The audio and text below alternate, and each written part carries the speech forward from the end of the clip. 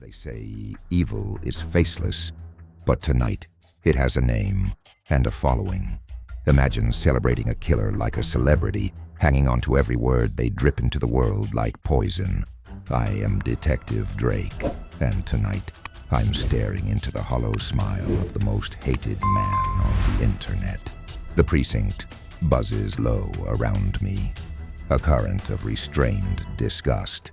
I step into the interrogation room, and there he is, a man who has turned murder into performance art. His wrists are cuffed, but he lounges like he's holding court. The walls seem to bend around him, soaked with the stench of ego and death. I sit. Across the table, the glare from the overhead light cuts across his face, slicing the mask he wears into fragments. He talks first. Of course he does.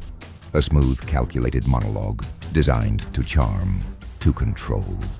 Every word is a performance for an audience that isn't even here. I let him. I need to see the architecture of his lies before I can tear them down. Behind his careful smiles, I catch the flickers. A twitch when I mention the second victim, a glance at the door when I shift my weight. He's not as invincible as he wants to be. 30 minutes in, I change the script. I pull a folder from under the table, not full of evidence, but something sharper. His own fan mail. Words of adoration from strangers who see him as a god, a revolution. I read them aloud, slowly, until even he can't hide the rot crawling up his spine. His eyes dart, his breathing shifts. I've cracked the mirror he's been speaking into. He leans back, but this time it's different. There's no power in the movement. I press harder, threading guilt into every space where his arrogance once lived. I speak not to the killer, but to the boy he once was, the one buried under years of festering hatred and invisible wounds. His jaw clenches. A single bead of sweat traces his temple. The mask is slipping, and he knows it. At the exact moment he thinks silence will save him, I mention her. The victim whose case no made it online.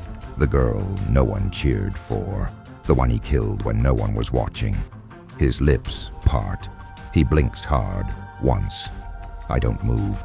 I let the silence bloom between us, thick and suffocating. When he finally speaks, his voice is a rasp, not a roar. Confession, thin and desperate, spills out like oil onto water. I walk out of that room knowing something heavy. In this age of screens and noise, even monsters crave an audience. Strip it away, and all that's left is the hollow, trembling truth. Evil isn't loud, it's small, it's weak. It only survives when we choose to look away.